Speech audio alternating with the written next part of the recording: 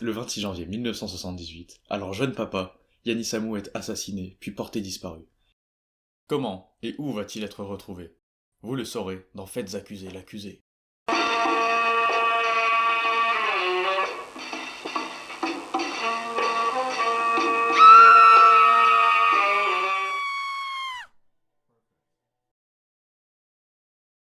Voici la silhouette de Yannis Amou. Comme vous le constatez, il est complètement vide.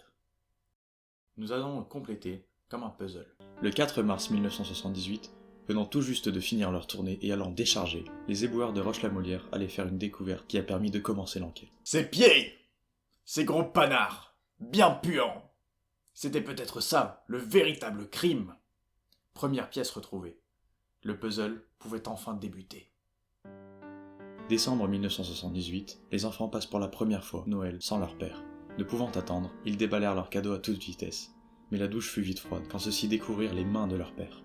Sacré Noël! À mon époque, on avait juste une orange ou un cheval de bois. Et on était content. Vous voyez, c'est dans ce sac que les mains ont été offertes. Été 1979, une famille découvre un homme jetant des déchets au barrage de Grandjean. Les autorités se précipitèrent pour les récupérer. Mais l'homme était parti, et ce ne fut pas que de simples déchets. C'était la section des genoux jusqu'au bassin qui appartenait à Monsieur Amou. Et regardez-moi ce petit boule! Le puzzle était loin d'être fini, et cette pièce allait être la plus compliquée de toutes. Tour plein ciel, printemps 1980. Les habitants se plaignent auprès du concierge d'une odeur qui empeste l'immeuble. Celui-ci ordonne alors la destruction de la tour, afin de savoir d'où elle vient. Pendant près de 2 ans, les ouvriers retournèrent la terre, sans relâche pour connaître son origine. Mais alors que tout le monde pensait à un paix foireux qui s'était figé, c'est par hasard qu'un ouvrier découvrit, dans les décombres de l'immeuble, le torse super musclé de Monsieur Amou. Un véritable corps d'athlète de très haut niveau. Regardez-moi cette perfection qui me fait des chatouilles. Ouh! Mais il restait là, toute dernière pièce. Celle du reflet de l'âme. Mais là, plus aucune info ne circula. La police pensa donc à classer le dossier sans suite. C'était le silence radio, on n'entendait absolument plus parler de l'affaire. C'est comme si elle n'avait tout simplement jamais existé. Puis, un jour, j'ai reçu une mystérieuse lettre qui m'invitait à une partie de poker. Alors j'y suis allé, et là, ce fut horrible. La mise, c'était la tête de mon neveu. Sa tête-là, elle était pleine de larmes. J'avais pas réussi à me concentrer. J'ai tout de même fait de mon mieux, mais j'ai pas gagné. Alors je suis parti en courant avec sa tête-là.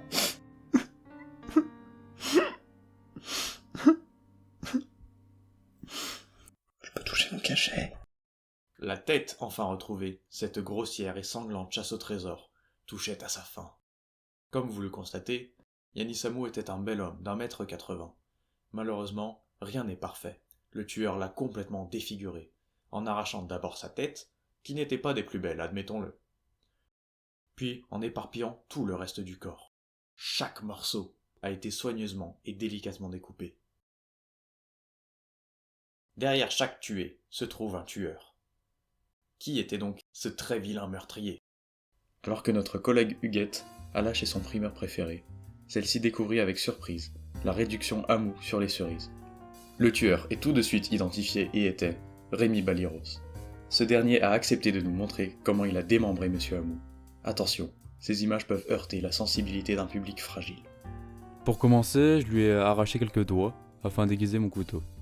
Après, je lui ai coupé les cheveux. Enfin, je lui ai enlevé l'os du genou. Voici un avant-après. Après, j'ai trouvé ça marrant, alors je lui ai coupé le cuir chevelu. Puis j'ai fini par lui arracher tous les membres. Et hop, on met tout ça dans un sac poubelle. C'est ainsi que nous avons retrouvé les Yannis Amou et son tueur. L'émission touche à présent à sa fin. Merci de l'avoir suivi. Et n'oubliez pas, il y a toujours quelqu'un derrière vous.